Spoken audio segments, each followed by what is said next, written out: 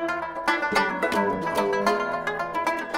guys, it's your best fight friends. I'm Kelsey. That's Rory MacDonald, PFL fighter, getting ready for the playoffs for the first time. Rory, I saw it was your birthday on Instagram today. Yes, sir. Why are you spending your birthday with me? Well, I'm doing my job. Yeah, it's your part of a fighter that people don't see. I mean, you've talked to several people. You got several people lined up after. What's it like to just go through the media circuit? Do you like that, or is it? It's okay. It's a part of the job. It's it's become normal for me to do this. Preparing for fights. It's promotion's a part of it, and it's just become part of the job. Imagine when you're coming up as a fighter, like, oh, someday I'll do that. You know what I mean? But then it happens, and you're doing the media stuff all the time. And then, I never thought of that as really? a kid. No. So you just thought of the fight stuff. Yeah, that stuff caught me by surprise. Oh. Right when I was coming into the UFC, it started to get pretty popular. But when I was first in it, it was pretty low key. That's amazing. Yeah. Maybe that helped you. Do you know what I mean? Not thinking about the my interviews were not very good. No? No. Well, how do you feel like you've gotten better since then? Is it something that you I think got about? more comfortable. I could just kind of speak honestly. You've been with the UFC for a long time, Bellator champion, of course, and then now you're here with the PFL. What is the difference between them? Like, how are those different, those organizations? Between UFC and PFL? Yeah, and Bellator too. Like, how do you? UFC's, they're a well-oiled machine. They're very organized, and they have a ton of employees for everything. So when you're with them, it feels like you're in the major leagues kind of thing. It seems very everything's organized and taken care of. There's smaller shows, there's a little bit more scrambling stuff going on behind the scenes. But at the end of the day, it's warm up in the back or weigh in, warm up in the back room, show up and go into a cage and fight. So that the stuff you see, it's pretty much the same. Yeah. It's just the behind the scenes. The bigger show, UFC has a lot more of a foundation with that stuff. And maybe the room you're in, warming up in, is a little nicer when you move up the chain. Not really. Really? Not really. No? Actually, no. I found it to be opposite. PFL gave me some pretty good warm-up rooms. Yeah. That's good. But it depends the venue. If you have a venue with where they could do a big open mat space, it really depends. You signed on to PFL 2 years ago, but you had to set out a whole year. What was that like? How was that experience for you? It was really good for me. At first, it was frustrating, but in hindsight, I felt like it was what I needed.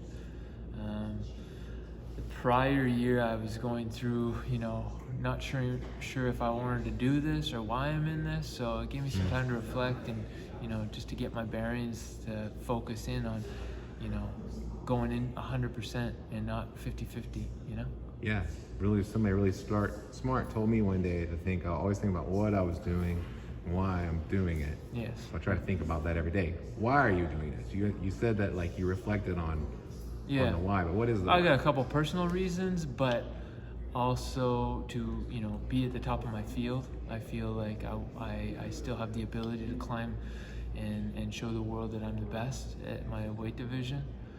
And to provide for my family and to give a good example to my children, and what it is to work hard and to pursue something that you feel that God has put in your heart to do. Yeah. How excited are you for the playoffs? I'm really excited. Since I signed with PFL, I've focused on, the journey of going through, the process of the PFL season and playoffs. So, I'm on the next rung of the ladder and looking forward to it.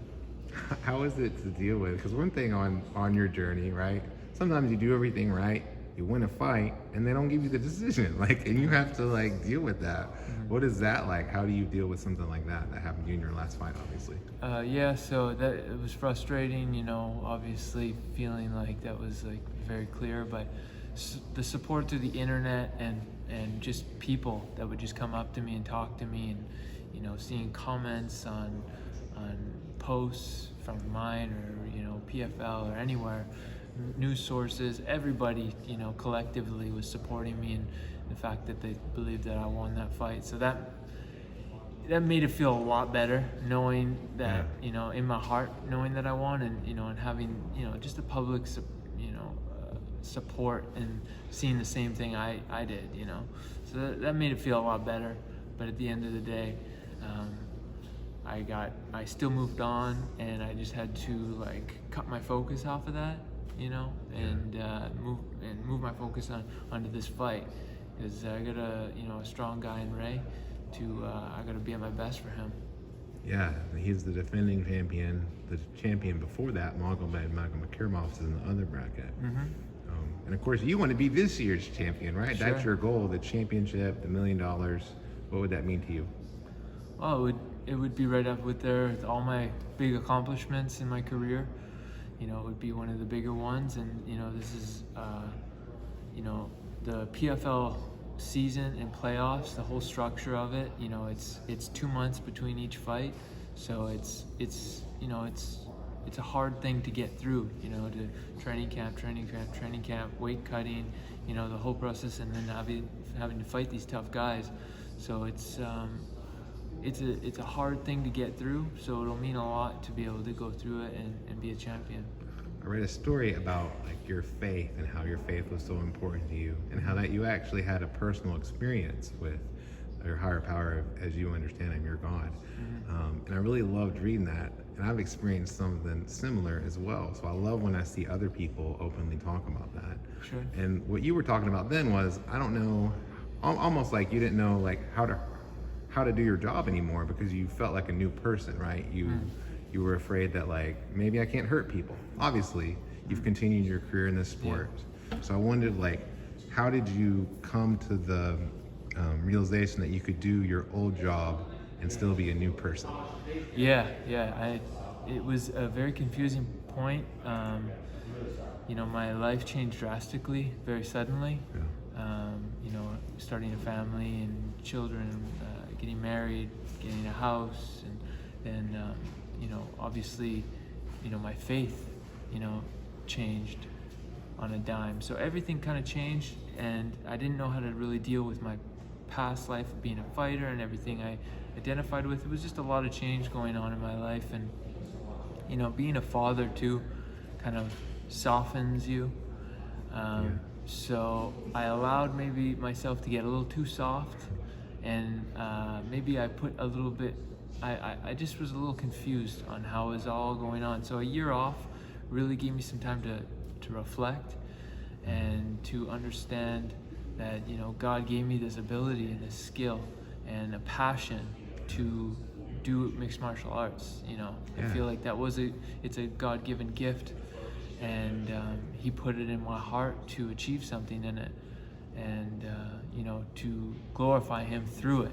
Yeah. So that realization, you know, snapped me out of that confusion, and now I can go forward 100% and not have to think about it anymore. I'm not confused, and also at the same time made me realize, you know, as a father and a husband and a family man, to not, you know, to separate that you know, that time with them and being a, you know, the hard-nosed fighter kind of grind lifestyle, how to separate those two and manage it.